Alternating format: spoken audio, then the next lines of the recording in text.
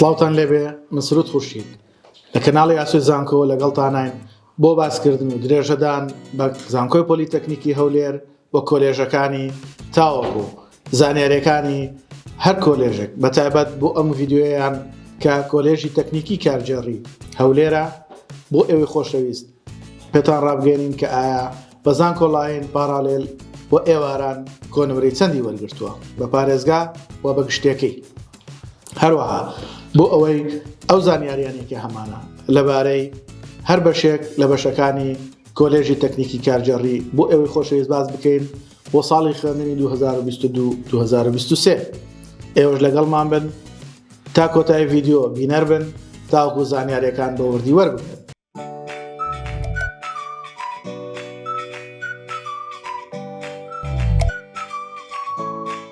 لایک، کۆمنت، سەبسکرایبی کەناڵەکەمان لە یاد مەکەن هاوڕێیانتان ئاگادار بکەنەوە بۆ ئەوەی ئەوانیش سود لە زانیاریەکانمان وەربگرن. ئێستا دێنە سەر بەشەکانی کۆلێژی تەکنیکی کارجێڕی هەولێر کە یەکەم بەش بریتیە لە کۆلێژی تەکنیکی کارجێڕی کار. لەم کۆلێژەیە بابەتەکانی کە ئەخوێندرێت زیاتر پێویستە بە بەڕێوەبردن و کارجێڕێەوە لە دامودەستگاکان و کۆمپانیەکان و یا هەر شوێنێک کە پێویستی بە کارجێڕی هەبێت و بەشێک لە ژمێریاریش وەکو بابەتێکی لاوەکی بۆ ئەو کەسانی کە لەوێ ئەخوێنن ئەتوانن بیخوێن و سوودی لێ وەربگرن تاوەکو لە کاتی کارجێڕیکردن یا بەڕێوەبردننی هەر شوێنێکە زانیاریان لەبارەی ژمێریاریشەوە هەبێت. ئەلبەتە لقی ئەم بەشە زانستی و وێژەیە واتە هەردوو لق وەرەگرێت. زانکۆڵاینی پارێزگا 65.9 گشتێکەی 69 پارالێلی پارێزگا 62.2 و گشتێکەی 63.8 ئێوارانی پارێزگا 62.6 و گشتێکەی 68.9. دووەم بەش بریتیە لە تەکنیکی ژمێریاری.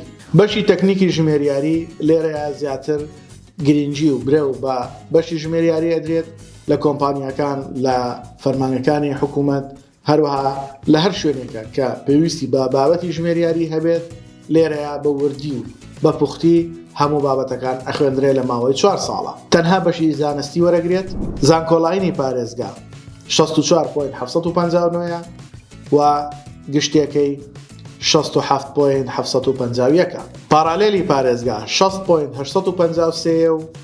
و گشتێکەی 64.8.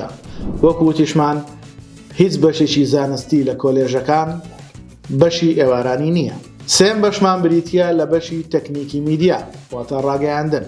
لەم بەشەیە بناغە و بنچینەی ڕاگەیاندن لە ماوەی 4 قۆناغا بە شێوەیەکی پرۆفێشناڵانە زۆر بە وردی بە شێوەیەکی پراکتیکی قوتابیان فێرەکرێن بە ئامادەکردنی سمینار بە ئامادەکردنی راپۆرت و هەروەها بە ئامادەکردنی چاوپێکەوتن و تەسویرکردنی مەیدانی چۆنەتی ئیشکردن لە ناو کەناڵەکانی ڕاگەیاندن زۆر بە وردی بە پوختی لێرەیە ئەم بەشە خوێندنی خۆیەکە و قوتابیەکانی فێرەکات. بۆ بەشی زانستی وێژەیی بۆ هەردووچیان ئەبێت. زانکۆڵاینی پارێزگا 62.8 گشتێکەی 63.6 پارالێلی پارێزگا 57.837 و گشتێکەی 6.4 ئێوارانی پارێزگا 58.2 و گشتێکەی 61. کۆتابەشمان لە کۆلێژی تەکنیکی کارجێڕی هەولێر بریتیە لە بازاڕگەری نێودەوڵەتی و زمان. ئەم بەشە یا ئەم کۆلێژە لە تەکنیکی کارجێڕی بەشێکی نوێیە. ئەلبەتە ئەم ساڵ ئەگەر هەڵە نەبم یەکەم وەزبەی دامەزراندن دەرچوونی هەبووە. لەم بەشەیە بە شێوازێکی گشتی بازاڕگەری واتە مارکتینگە خوێندرێت لەگەڵیشە زۆر پەرە بە زمان ئەدرێت. ئەتوانین بڵێن 70% پێکهاتەی ئەم کۆلێژە مارکتینگە بازاڕگەریە بەڵام 30% ئەمێنێتەوە بۆ زمان واتە ئەو کەسانی لەم بەشەیە ئەخوێنن ئەتوان هەم بزنس و مارکتینگ بکەن هەم فێری زمان ببن بە تایبەتی زمانی ئینگلیزی.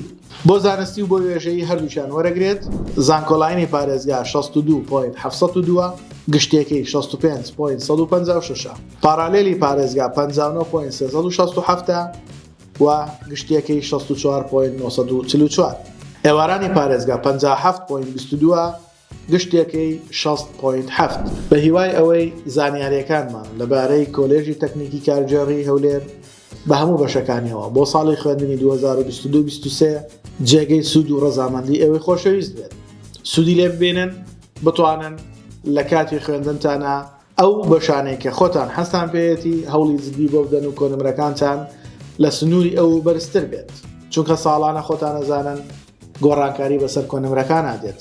لەوانەیە ساڵی داهاتوو کۆنمرەکان بەرز ببێتەوە یاخود نزم ببێتەوە یا ئەوەتانی وەکو خۆی و لە نزیکی خۆیان بمێنێتەوە. بۆیە بەوردی متابعەی کەمترین کۆنمرەکان بکەن، ئێوە خۆتان بۆ بەرزتر و دەرەجەی باشتر حازر بکەن، بەشم ئینشاڵڵا ئەوەی ئاواتانە پێیەگەن. لێرەشەوە پێتانەڵێم لایک و کۆمنت سەبسکرایب لە یاد مەکەن، هەروەها هاوڕێیانتان ئاگادار بکەنەوە تاوەکو ئەوانیش سوود ببینن لە کەناڵەکەمان. هیوامان سەرکەوتنتانە.